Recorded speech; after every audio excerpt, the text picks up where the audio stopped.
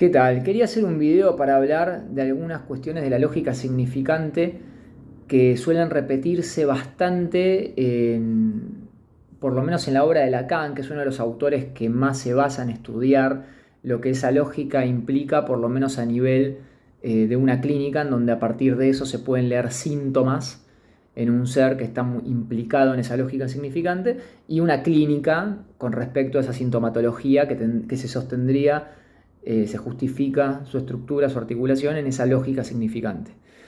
Uno de los autores que más se dedica a eso es Lacan, porque se dedica, en mi opinión, al menos 27 años a hacerlo. Es decir, toda la enseñanza de Lacan tiene que ver con la lógica del significante. Sería, digamos, la materia prima de lo que implica toda su teorización acerca de la experiencia freudiana, esté uno de acuerdo o no con las teorizaciones freudianas o con muchas articulaciones de Lacan. Me parece que la lógica del significante es lo que sería la materia de interés para un psicoanalista.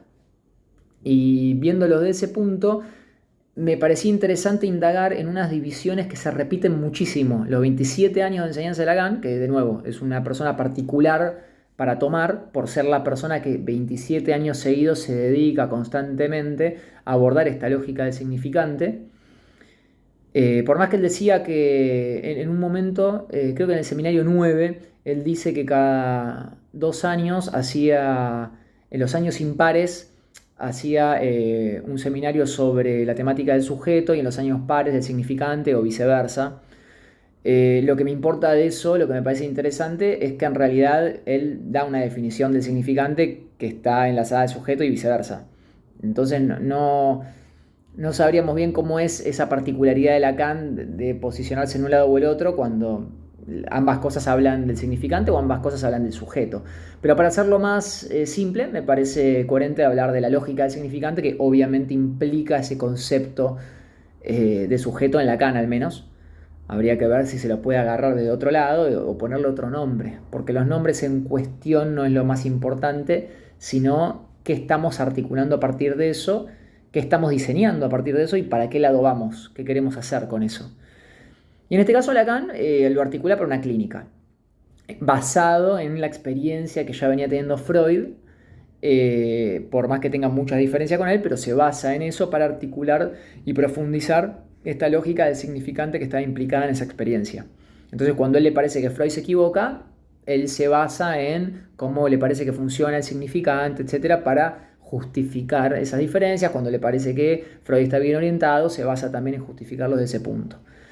Pero de nuevo, a mí no me interesa mucho si estamos más o menos de acuerdo con Freud o con Lacan, sino qué opinamos del significante en cuestión, que es la materia prima de nosotros como analistas. Al menos lo que nos interesan las cuestiones que indaga el psicoanálisis, o incluso psicólogos que no se orienten específicamente por el psicoanálisis, pero me parece que no está mal si se interesan también por esta cuestión del lenguaje, cómo es abordada desde este plano del significante y cómo lo aborda algunas investigaciones psicoanalíticas. Porque también es investigado el lenguaje desde otros lados, ¿no? De otras disciplinas. Pero me interesa entonces, para ordenarnos en lo que es esa lógica que me parece fundamental y básica, la base de nuestra disciplina, en estas diferencias que también son bastante sencillas en cierto aspecto. Cuando lo profundizamos es difícil, como todo. Mientras más se profundiza, todo tiene una complejidad. Pero en sí mismas son divisiones bastante sucintas, bastante sencillas de articular. Y lo que Lacan hace constantemente en los 27 años de enseñanza, tiene un vaivén muy grande, más allá del significante sujeto. Me parece que el vaivén más interesante es que hace divisiones binarias todo el tiempo. Está lleno. Tengo un video en YouTube de 40 minutos, que de última, si no se quieren ver los 40 minutos, en la descripción de ese video dice, están ejemplificados, no sé, como 15 o 10 dicotomías en Lacan, que se repiten constantemente. Y después también tiene obviamente la división trinitaria, clásica en Lacan, porque lo que más se recuerda de Lacan en general es lo imaginario, simbólico y real, que es la división trinitaria que él propone también. Y después también es muy consistente en Lacan, muy constante, el tema de la división cuaternaria. Ya tiene un montón de divisiones cuaternarias, está lleno de esquemas que son de 4. Él dice que el inconsciente no se lo puede pensar, sino es a partir del 4. Jacobson ya abordaba el estructuralismo también con el tema del 4. Bueno, hay muchos abordajes que le parecen necesarios empezar en ese tipo de división.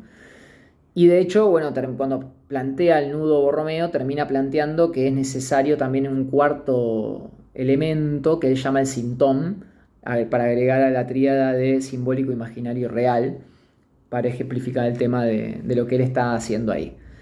Pero no me interesa indagar en lo que estaba haciendo ahí en sí, sino en estas divisiones en general. Entonces yo jodo bastante con una división binaria que me parece muy orientativa para la cuestión de la clínica psicoanalítica, que es que el significante tiene dos modos de presentación grandes, si se quiere, que es este tema de la diferencia en la que se basa y que al mismo tiempo parece inscribir algo del orden de una igualdad. Entonces tiene estas dos cosas, ¿no? La diferencia por un lado y la igualdad por el otro. Cuando Lacan hace divisiones binarias, yo leo que todo el tiempo se juega eso, que en un lado está tirando más a decir lo que se presenta de la diferencia y del otro lado lo de la igualdad. Y eso es lo que suele contrastar cuando hace divisiones binarias en general. Cuando hace divisiones trinitarias, suele contrastar el tema de nuevo, de la diferencia, de la igualdad, y un tercero que vendría a ser una especie de ensamblaje entre esos dos. ¿Y cómo lo hace Lacan? En general, cuando Lacan habla de la diferencia, lo suele abordar más desde el plano de lo simbólico. Cuando, a ver, Lacan no usa tanto el término diferencia e igualdad como lo uso yo en este caso, entonces lo podríamos decir al revés. En realidad, cuando Lacan habla en general de lo simbólico, suele estar apoyado en esta diferencia. Cuando, o al menos lo que yo lo llamo así. Y cuando habla del tema de lo real es cuando se apoya en este tema de la igualdad. Y después el registro que termina siendo más complejo, para mí por lo menos, ahondando en estas cosas, el registro que me parece más complejo es este imaginario que queda, cuando en realidad cuando uno empieza a estudiar Lacan en la facultad, parecía el registro más fácil de todos. Y en realidad me parece que no. Lacan lo aborda lo imaginario todo el tiempo haciendo analogías a los animales. Este tema de que es muy básico de ver que en los animales hay una respuesta inmediata entre la percepción del cuerpo que tienen, es decir, cómo perciben con los ojos, miran unas formas determinadas que les llaman la atención y responden a eso. Su cuerpo siente alguna cuestión, por ejemplo, los pájaros cuando van a migrar, sienten que cambia la temperatura, viene el viento, leen esos signos a partir de la percepción de su cuerpo, porque nosotros no todo lo que se lee es a partir de tener un cuerpo. Tiene que haber una percepción, ya sea el tacto, ya sea el olfato, ya sean los ojos, ya sea los oídos. Siempre hay un tipo de percepción corporal ante lo cual uno responde. El ser humano es más complejo en este sentido porque se inscribe que lee las cuestiones de los símbolos del ambiente, los lee a partir de una pregunta, por el tema del significante. Y los animales no lo leen, no les hace pregunta la identidad. No, la identidad del animal no está en duda a partir de su interacción con el entorno, sino que responden de una manera más directa. No les hace preguntas, sino que los predispone a algo directo. No entran en problemas existenciales, ni ontológicos, ni filosóficos a partir de su lectura o de su percepción del medio ambiente, que es lo que llamamos instinto. Es decir, responden unívocamente.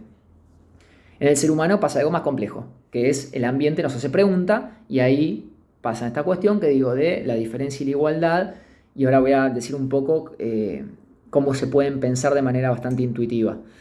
Pero bueno, Lacan tiene eso entonces, cuando suele hablar de una diferencia de tres, es en general esto simbólico, que yo digo que se pone al lado de la diferencia, esta real, que sería al lado de la igualdad, y después tenemos lo imaginario, que sería una manera de ver cómo confluyen ambos, ¿no? Esta diferencia y esta igualdad a la vez en esta cuestión imaginaria, tal como Lacan la aborda, por lo menos en general, que termina siendo bastante más complejo de lo que uno le parece al principio. Y después las divisiones cuaternarias es lo que tiene que ver con esto de lo último que yo posteé en Instagram, que es respecto a que la diferencia tendría dos modos de presentación clásico y después la igualdad otros dos modos de presentación. Y ahí tenés una base cuaternaria para hablar de estas cosas también. Que es lo que Lacan aborda los cuatro modos clásicos de Aristóteles de lo necesario y lo contingente. Para Aristóteles lo necesario y lo contingente son opuestos. Y después también lo posible y lo imposible, que también los trae como opuestos. Lacan hace una lectura diferente que Aristóteles. Dice, para mí, lo imposible y lo posible no son opuestos, son complementarios. Lo necesario y lo contingente, por ende, pareciera que también se presentan como complementarios, no como opuestos.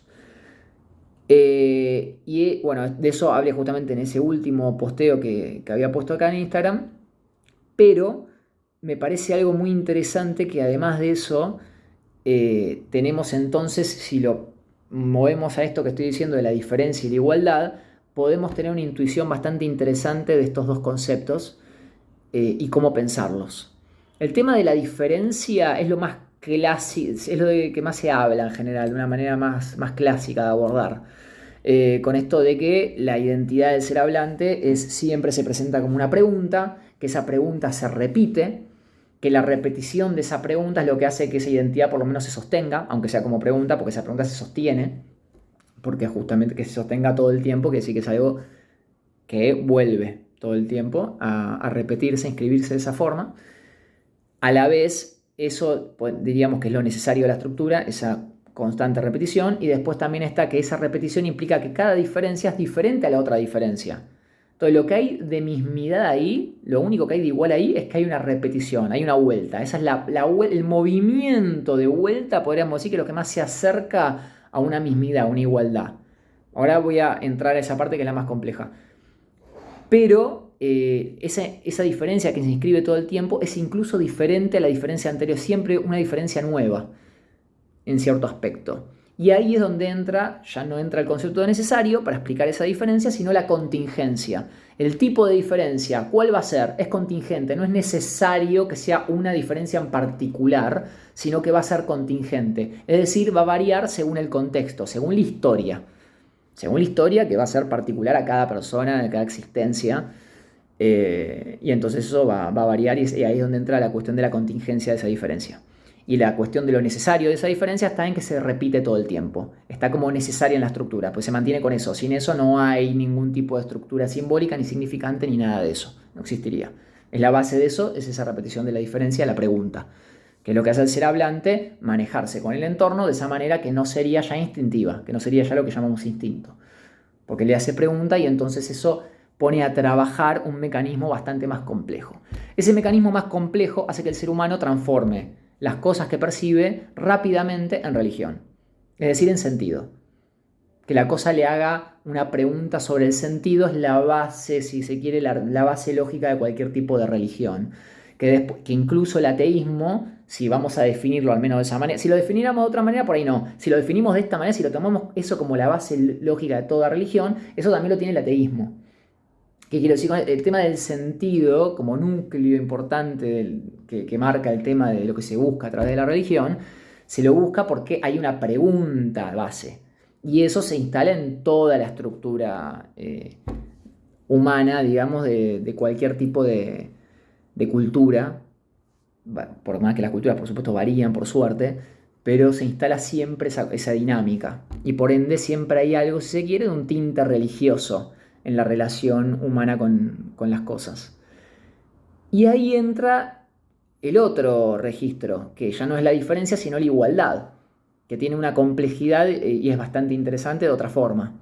Y esta igualdad, para mí la mejor manera de abordarla, y eso es lo que me parece de lo más interesante para pensar y lo que más quería hablar en el video, es el tema de que funciona como una musa, como una inspiración, que es el tema de la igualdad. ¿Por qué? La igualdad no se termina de escribir nunca.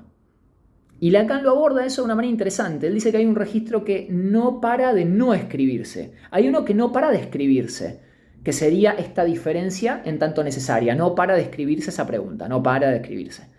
Pero después hay algo que al mismo tiempo pasa, porque esa vuelta es todo el tiempo, al menos en su movimiento repetitivo, supone una mismidad, que en realidad lo que se repite va a ser diferente. Pero ya la vuelta, lo que escribe, digamos, es la igualdad como posibilidad. Es decir, como si fuera posible de alguna manera volver al mismo lugar. Como si fuera posible volver al origen de todo. Como si fuera posible volver a ese origen del que uno ya nació. Y uno en realidad ya nace, está todo el tiempo en movimiento a las cosas. Pero como si fuera posible que parar todo, el mundo, la existencia, todo, que se parara, que todo fuera igual, al menos que todo fuera igual en el sentido de que nada se mueva. nada se mueve a ningún lado, etcétera.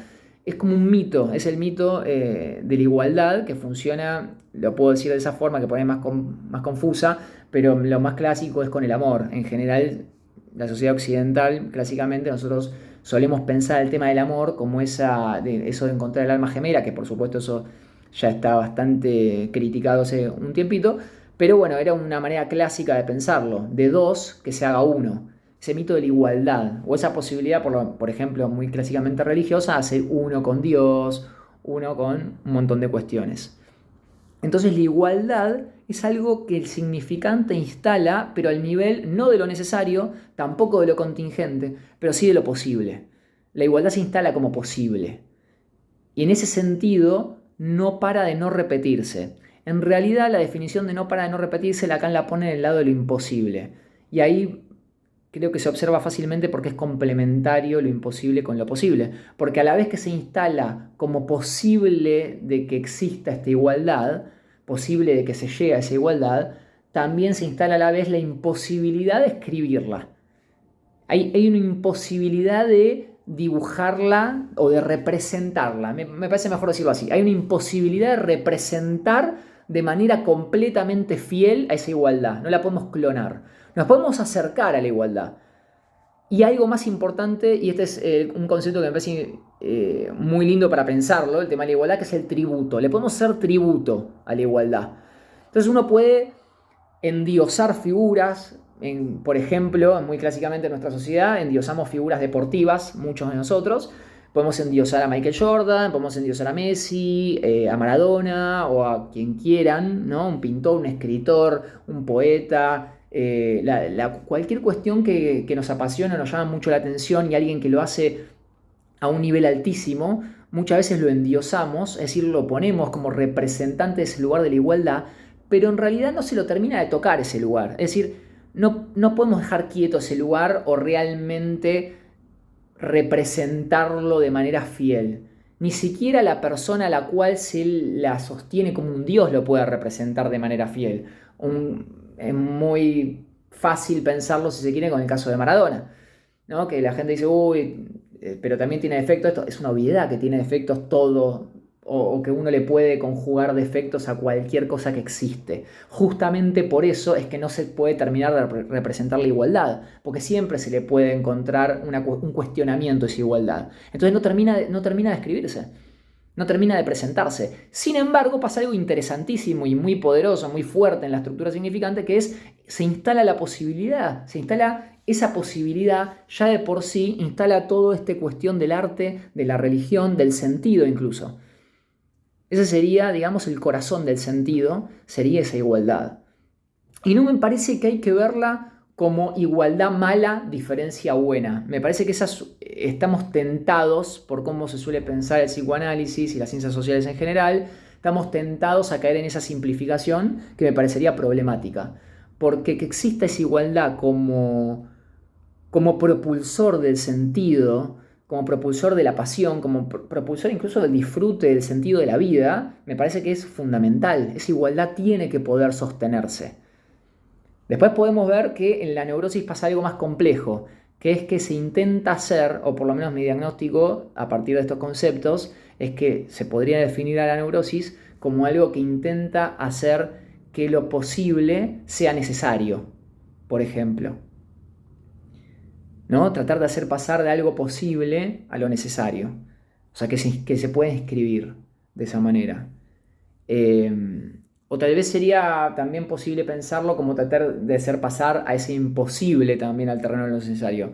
Si se quieren, lo podríamos por ahí decir de una manera un poco más general. Se intentaría pasar esa igualdad a las propiedades que tiene la diferencia, es decir, que se inscriba.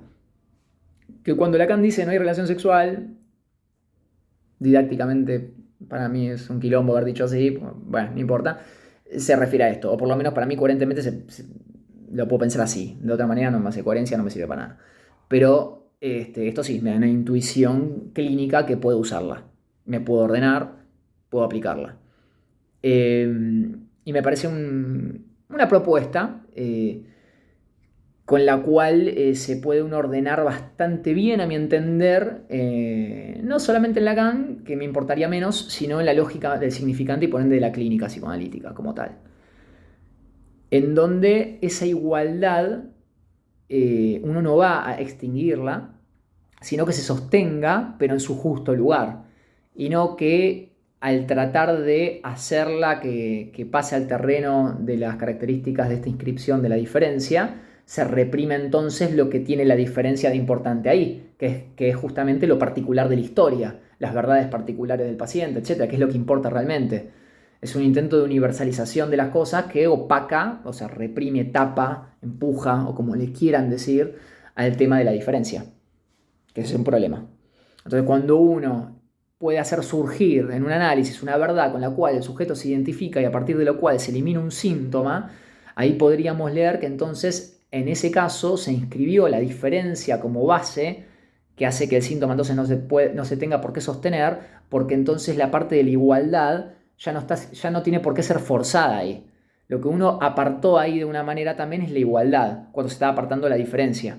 Que de nuevo, no es para pensar igualdad mala, simplemente que nos conviene que esté en otro lugar por el tema de los síntomas y el tema del sufrimiento que acaece cuando se hace un forzamiento complicado con ese tipo de registro.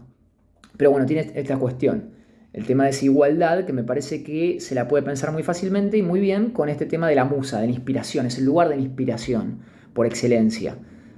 No clásicamente como eran las musas, que más que nada se las usaba para decir que inspiran la ciencia y la religión, sino todo sentido humano a nivel general. Cualquier tipo de sentido humano se inspira, se puede sostener de esta base de la igualdad como posibilidad, que instala todas estas cuestiones de las cuales nos dan sentido, básicamente. Entonces no está buenísimo que eso esté. Está buenísimo que nosotros podamos tener nuestros ídolos. Lo que me parece que es complejo es cierto movimiento dogmático a partir de eso, pero me parece que no tiene por qué acaecer el dogmatismo. O sea, uno puede tener ídolos, uno puede tener cuestiones que lo inspiran sin necesidad de caer en lo dogmático.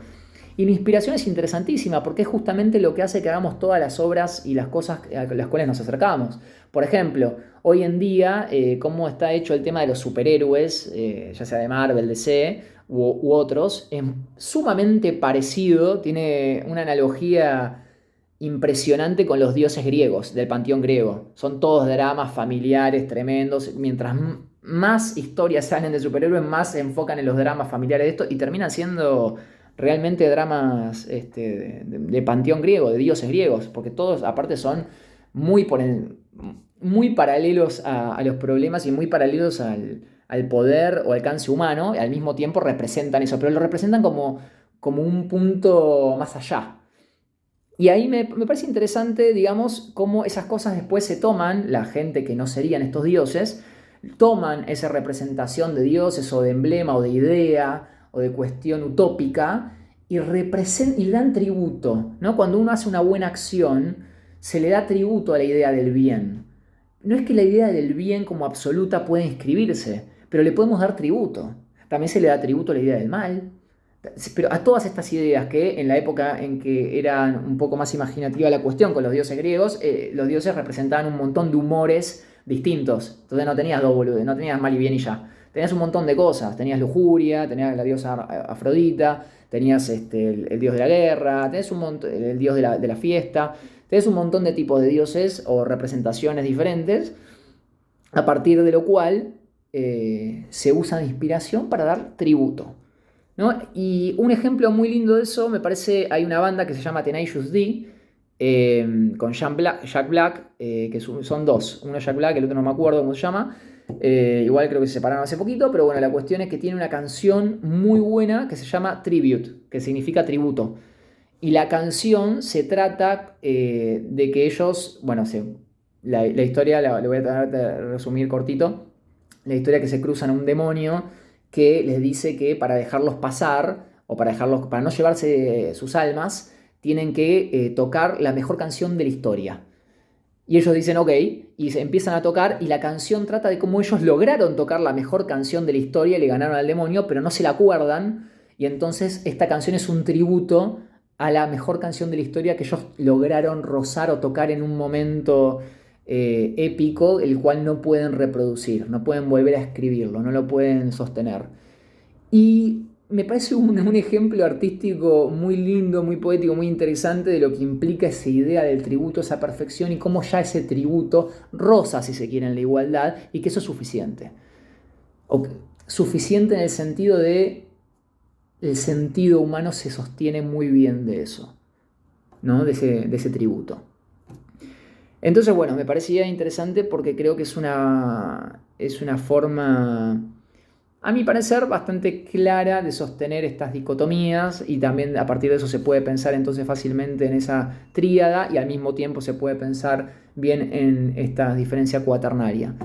Gracias a este último abordaje, Lacan hizo de los cuatro, de lo necesario, contingente, etcétera, lo aborda en más de una ocasión, pero lo aborda profundamente con la fórmula de la sexuación, porque ahí es donde escribe lo necesario como lo que no para de escribirse, lo imposible como lo que no para de no escribirse, y bueno, después lo contingente y lo posible los inscribe como un parate, también de la inscripción y de la no inscripción. O sea, el movimiento los pone del lado de lo necesario y lo imposible, y el parate, y por ende la lectura, lo pone del lado de lo contingente y lo posible. Que Lacan ya había abordado que para él la lectura implica un parate, un parar la máquina. Lo dice en el seminario 2, creo que en la clase 22, hablando de su escrito de cuando habla de la lógica, de los tres tiempos lógicos en el dilema de los prisioneros. Ahí habla de que es importante en un momento parar la máquina para hacer una lectura y pasar la acción a partir de esa lectura. Es decir, es interpretación. Una interpretación a partir de lo cual se cierra algo, se da algo en lo que uno se identifica a partir de interpretar algo concreto y se pasa al acto. Uno actúa en consecuencia de identificarse con algo concreto. Por eso Lacan tiene esos dos modos de arriba que son movimientos, pero necesita dos modos que sean parate, para posibilitar que haya algún tipo de lectura y por ende un cierre. Pero bueno, básicamente quería ahondar en esas divisiones y mencionar principalmente el tema de la igualdad como este lugar de musa, porque creo que es de los dos lugares, de la diferencia y la igualdad, creo que la igualdad es el que está el menos comprendido, el más incomprendido de ambos. Así que bueno, gracias por ver el video. Hasta la próxima.